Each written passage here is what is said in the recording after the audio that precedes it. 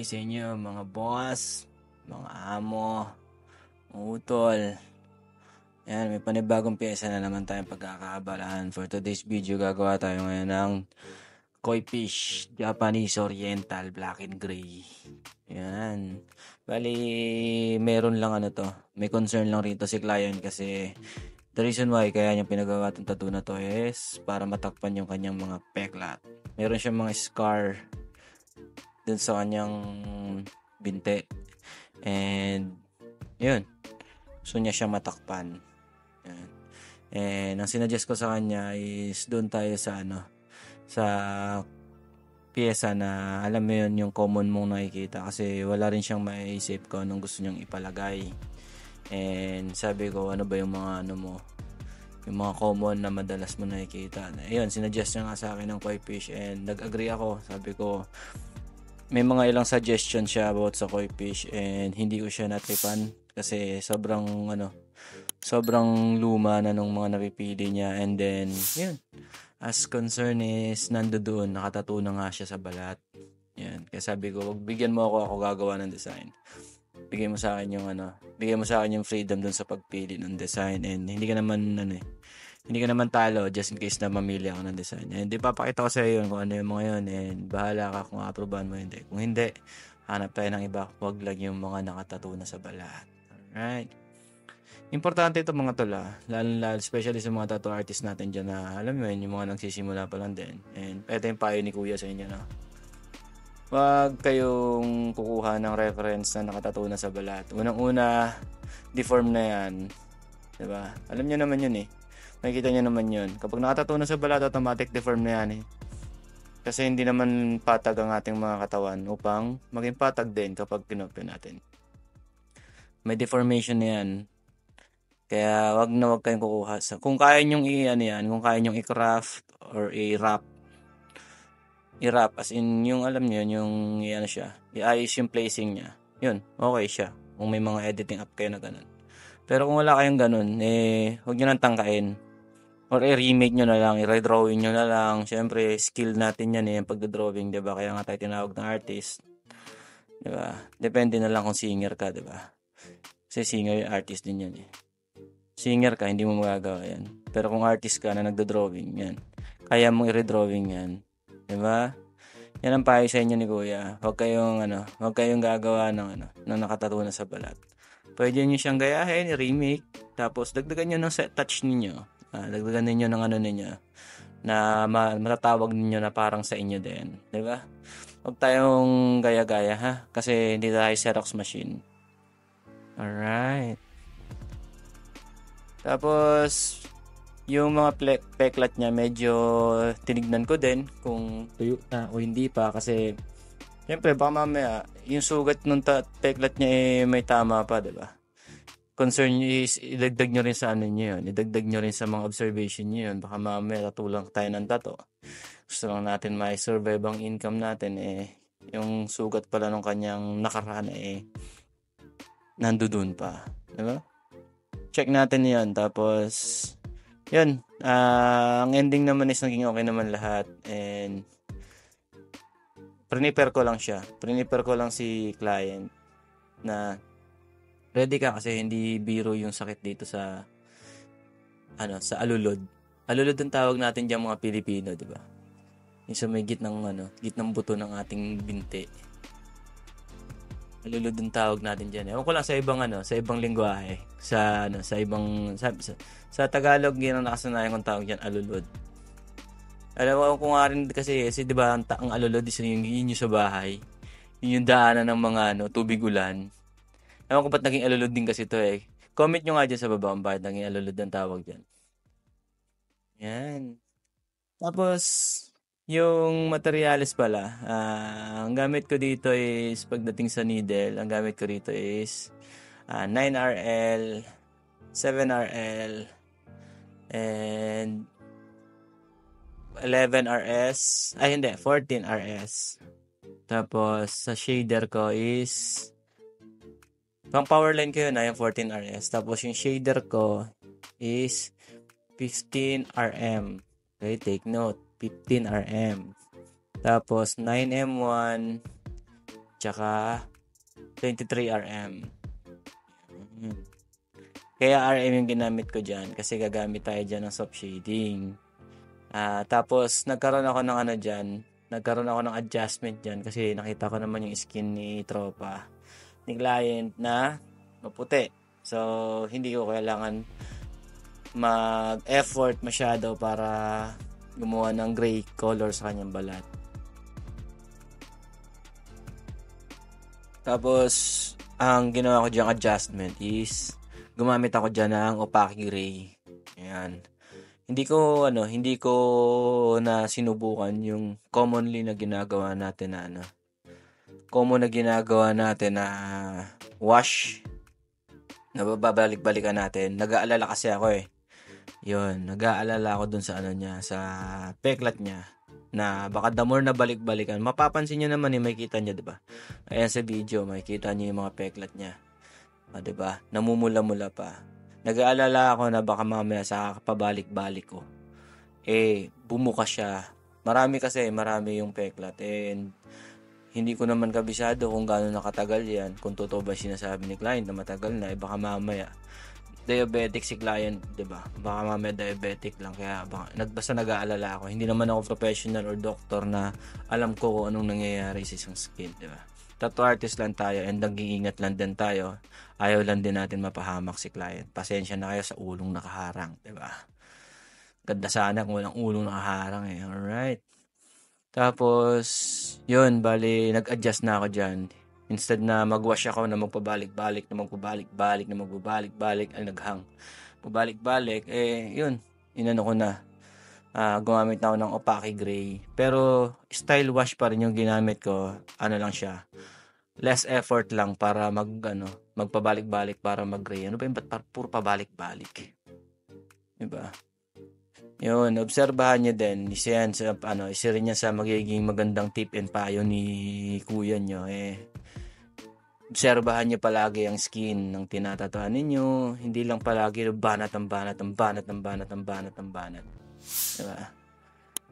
Nyo lahat, take consider nyo lahat yung mga bagay-bagay na nandoon sa ginagawa nyong canvas. Wag lang atake lang tayo ng atake. Maganda talaga ito sa pampayo sa inyo ni kuya, no.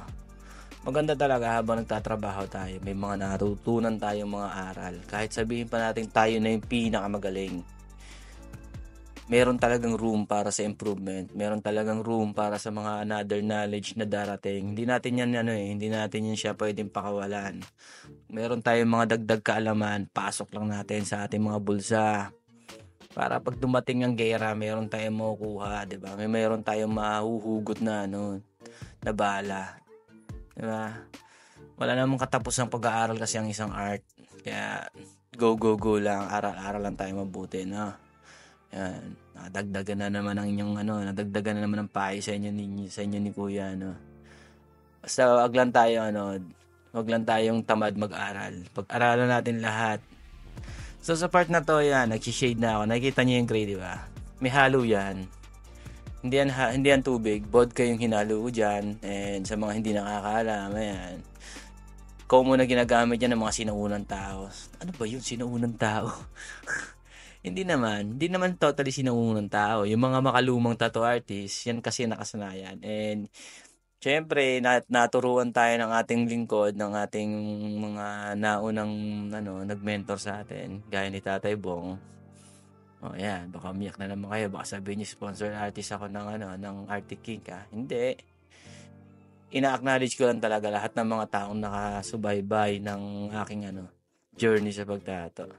Isa yan si Tatay Bong sa mga naging naging sandalan pagdating sa mga kaalaman. And syempre, ang pinakaunang pinapasalamatan, yung muna nagturo sa akin kung paano magkulay. Diba? Si Charles P. Tattooist. Alright, namimiss ko na yung tropa ko na yan. Taga Maynila. And yun, balik tayo dito sa pyesa. Yan may halo yan, may mix yan. Parang wash pa rin yung style, yung ginawa ko dyan. Parang wash pa rin, pero di ba pag nag-wash ka, kailangan mong papulahin. Siyempre, paano mo papupulahin ang isang balat? Di balik-balikan mong sugatan. Di ba? Iyon nga, gaya na sabi ko kanina, iniiwasan ko na balik-balikan siya ng labis. Ngayon, kung gray wash ang gagamitin mo, as in gray, literal na opaque gray, hindi ka na mag-e-effort para balik-balikan. Diba? Aalsa ka agad, puputo ka agad yung kulay, kita mo na agad yung gray. Pero ang ending pa rin yan, ang kalalabasan pa rin yan is gray wash.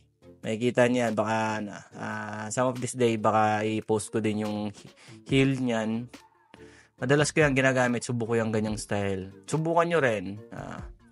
Diba? Wala naman sa magkamali. Kung taga-Taiwan ka na artist, huwag ka matakot magkamali. Dito lang ako para i-cover up yan. Hindi, joke lang. Huwag ka matakot magkamali. Kasi wala namang gumaling dahil palaging tamang ginagawa. Lahat ng gumagaling, laging nagkakamali ang mga yan. Sabi nga nila, pag hindi ka na nagkakamali, immortal ka na. Alright. Madali lang yan. Basta aralin mo lang kung paano siya ina-apply. Diba?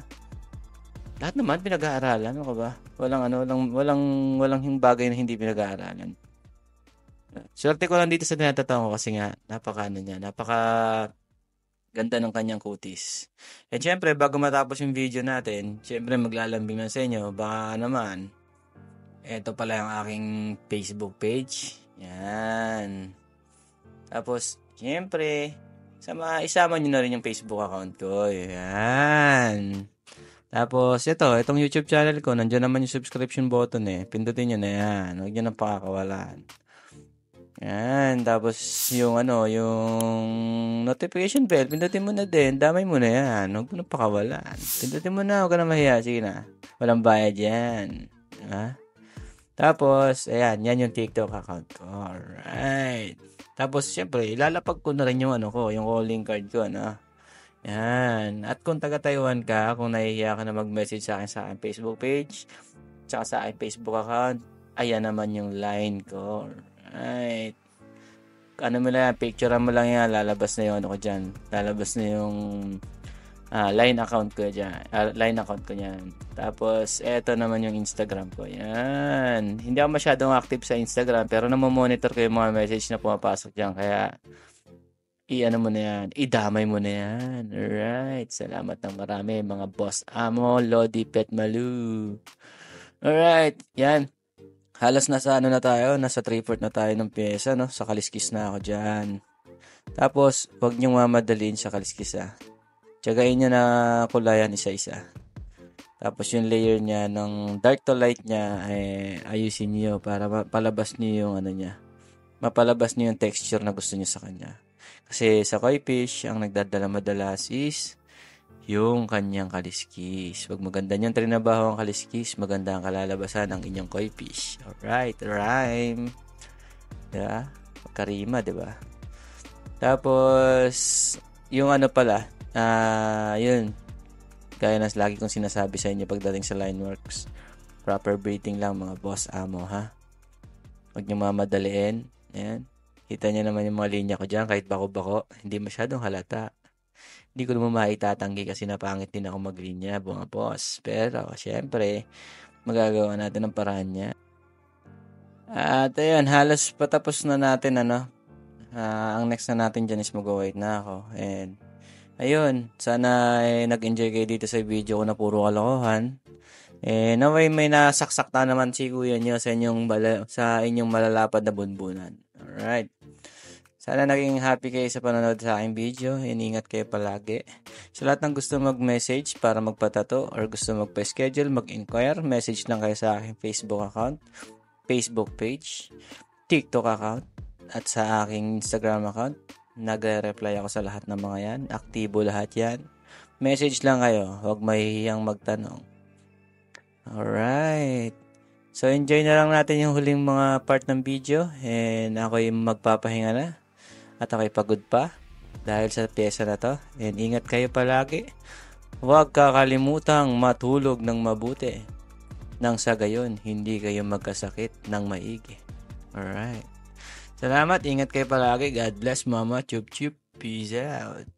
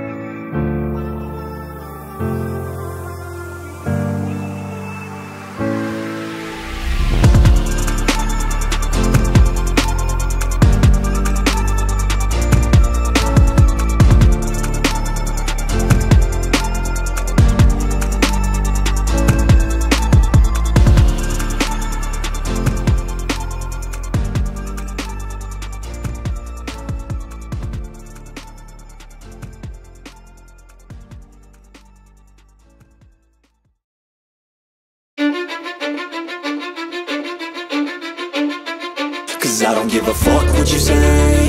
Yeah, I'ma do shit my way.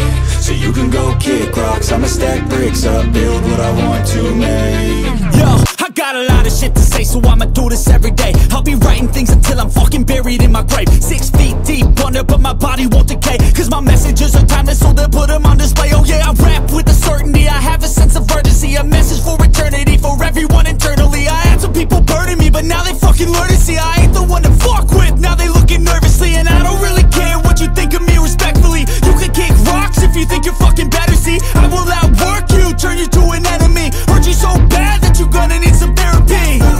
I got the motherfucking recipe, I've been cooking up hits, I'ma leave a legacy. You'll be looking small when you're standing right next to me. I'm 5'10", bitch, but I'm 10 feet next to me. I don't give a fuck what you say. Yeah, I'ma do shit my way.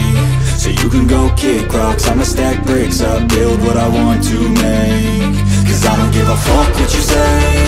Yeah, I'ma do shit my way. So you can go kick rocks, I'ma stack bricks up, build what I want to make. Yeah, I'ma do it my way.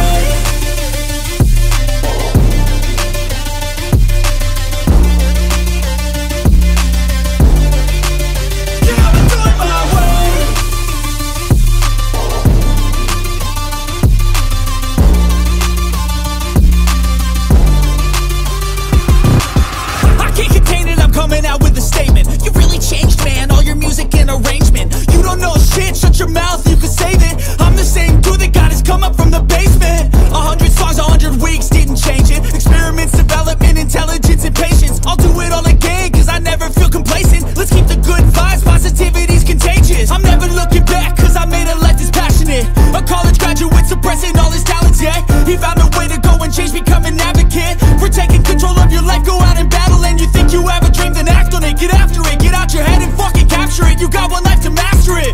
Don't give up on your future, we all start losers. We're all late bloomers, gotta struggle through the sewer. What you say? Yeah, I'ma do shit my way. So you can go kick rocks, I'ma stack bricks up, build what I want to make. Cause I don't give a fuck what you say. Yeah, I'ma do shit my way. So you can go kick rocks,